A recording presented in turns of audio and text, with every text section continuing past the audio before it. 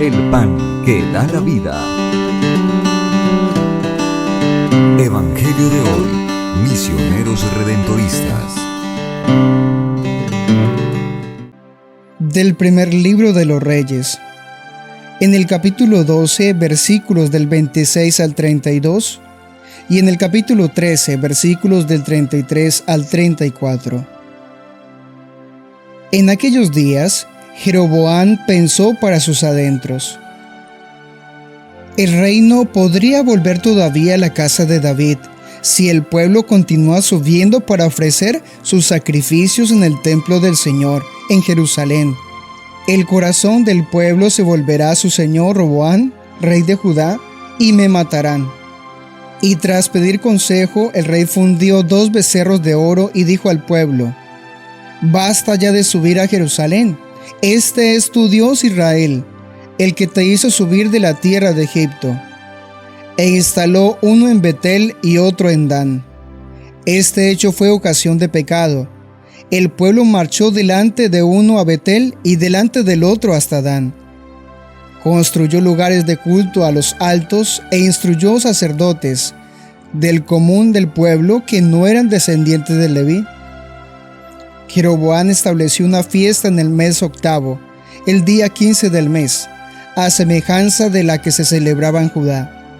Subió al altar que había edificado en Betel a ofrecer sacrificios a los becerros que había esculpido, y estableció en Betel sacerdotes para los lugares de culto que instituyó. Después de esto, Jeroboam no se convirtió de su mal camino, y siguió consagrando para los lugares de culto sacerdotes tomados de entre el pueblo común. A todo el que deseaba, lo consagraba sacerdote de los lugares de culto. Este proceder condujo a la casa de Jeroboam al pecado y a su perdición y a exterminio de la superficie de la tierra. Palabra de Dios. Te alabamos, Señor. Del Salmo 105. Acuérdate de mí, Señor, por amor a tu pueblo. Hemos pecado como nuestros padres. Hemos cometido maldades e iniquidades. Nuestros padres en Egipto no comprendieron tus maravillas. Acuérdate de mí, Señor, por amor a tu pueblo.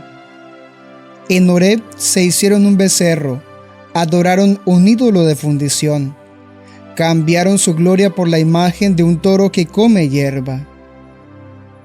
Acuérdate de mí, Señor, por amor a tu pueblo. Se olvidaron de Dios su Salvador, que había hecho prodigios en Egipto, maravillas en la tierra de Cam, portentos junto al Mar Rojo. Acuérdate de mí, Señor, por amor a tu pueblo.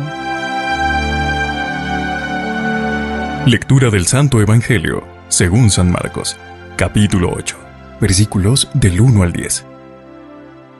En aquellos días, vio Jesús que lo seguía mucha gente y no tenían que comer. Entonces llamó a sus discípulos y les dijo: me da lástima esta gente. Ya llevan 3 días conmigo y no tienen que comer. Si los mando a sus casas en ayunas, se van a desmayar en el camino. Además, algunos han venido de lejos. Sus discípulos le respondieron: ¿y dónde se puede conseguir pan aquí en despoblado para que coma esta gente? Él les preguntó: ¿cuántos panes tienen? Ellos le contestaron: 7. Jesús mandó a la gente que se sentara en el suelo. Tomó los 7 panes, pronunció la acción de gracias, los partió y se los fue dando a los discípulos para que los distribuyeran, y ellos los fueron distribuyendo entre la gente. Tenía además unos cuantos pescados. Jesús los bendijo también y mandó que los distribuyeran. La gente comió hasta quedar satisfecha, y todavía se recogieron 7 canastos de sobras. Eran unos 4,000. Jesús los despidió y luego se embarcó con sus discípulos y llegó a la región de Dalmanuta. Palabra del Señor. Gloria a ti, Señor Jesús. Reflexión de las lecturas. Monseñor Luis José Rueda Aparicio.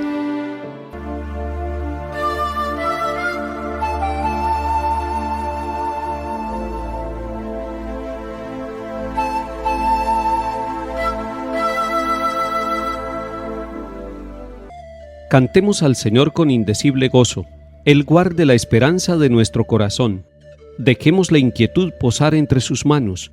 Abramos nuestro espíritu a su infinito amor. Dichoso será aquel que siempre en Él confía. En horas angustiosas de lucha y de aflicción, confiad en el Señor si andáis atribulados. Abramos nuestro espíritu a su infinito amor. Los justos saben bien que Dios siempre nos ama. En penas y alegrías su paz fue su bastión. La fuerza del Señor fue gloria en sus batallas. Abramos nuestro espíritu a su infinito amor. Envíanos, Señor, tu luz esplendorosa, si el alma se acongoja en noche y turbación. Qué luz, qué dulce paz en Dios el hombre encuentra. Abramos nuestro espíritu a su infinito amor. Recibe, Padre Santo, el ruego y la alabanza, que a ti por Jesucristo y por el Consolador, dirige en comunión tu amada y santa Iglesia. Abramos nuestro espíritu a su infinito amor. Amén.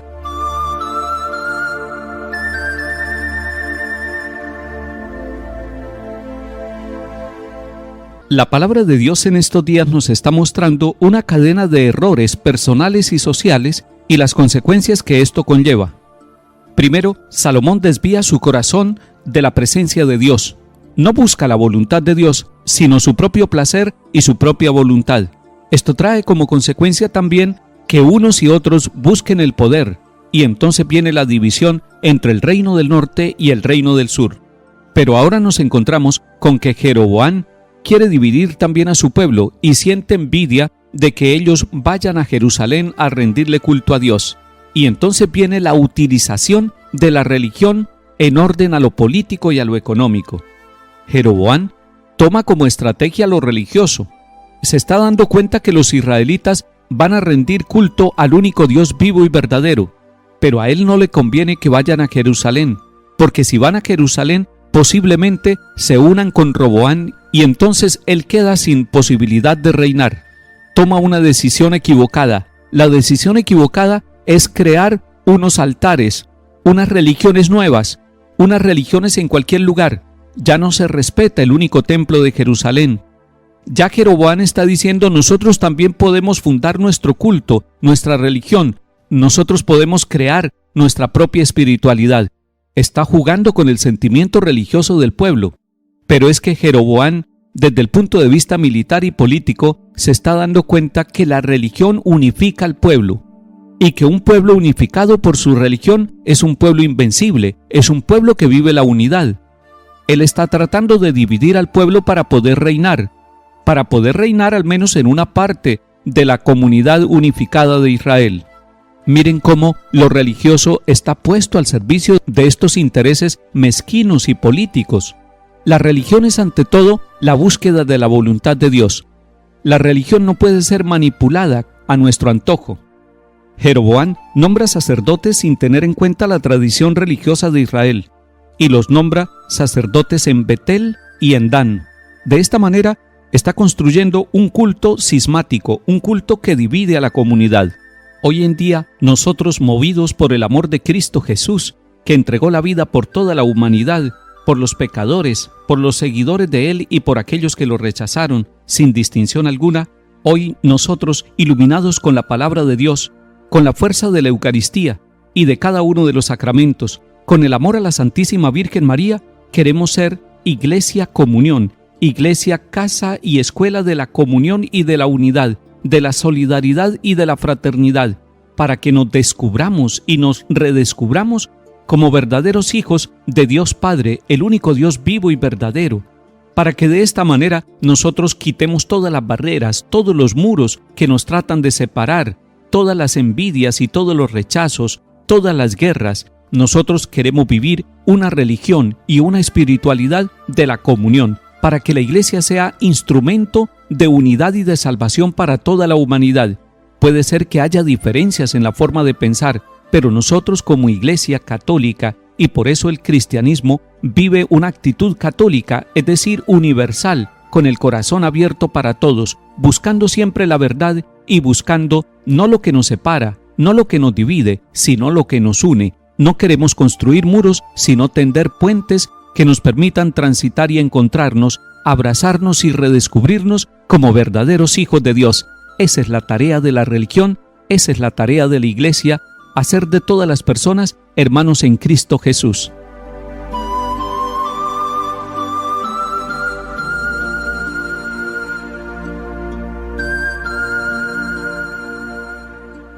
El Evangelio según San Marcos nos muestra dos narraciones de la multiplicación de los panes, una en el capítulo 6 y esta que estamos leyendo hoy en el capítulo 8. Si ustedes las toman y las comparan, encontrarán similitudes entre estas dos narraciones, pero también algunas diferencias. El mensaje es el mismo. El mensaje es que Cristo Jesús, el Señor, se compadece de la humanidad. La compasión hace parte de sus sentimientos. Él se compadece de vernos como ovejas sin pastor y de vernos extenuados. Él conoce el dolor y el sufrimiento de nuestro pueblo.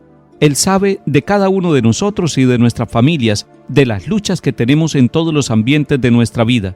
Por eso el Señor se manifiesta como el pan que se da, como el pan compartido, y nos invita a ser fraternos, nos invita a compartir lo que tenemos. Hoy llevan 7 panes. ¿Cuáles son los 7 panes que cada uno de nosotros tiene para ofrecerle al Señor?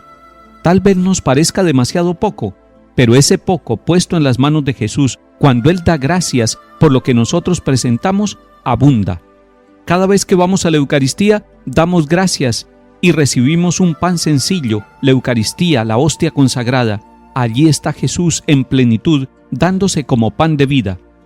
Cada vez que nosotros somos capaces de descubrir en el rostro del hermano sufriente, en los enfermos, en los que están sin empleo, en los migrantes, en todos aquellos que no tienen casa, que no tienen trabajo, que no tienen seguridad, que no tienen atención y que muchas veces no tienen valor para la sociedad, cuando descubrimos allí que nosotros tenemos poco pero podemos dar, se cumple nuevamente el milagro de la multiplicación de los dones, de los bienes materiales, de los panes, del tiempo, de la sabiduría, del cariño, del amor que podemos dar a los demás. Jesús nos invita a compartir. Él se da como pan de salvación y quiere que nosotros lo entreguemos a los demás. Que el Señor nos bendiga y acompañe. En el nombre del Padre, y del Hijo, y del Espíritu Santo. Amén.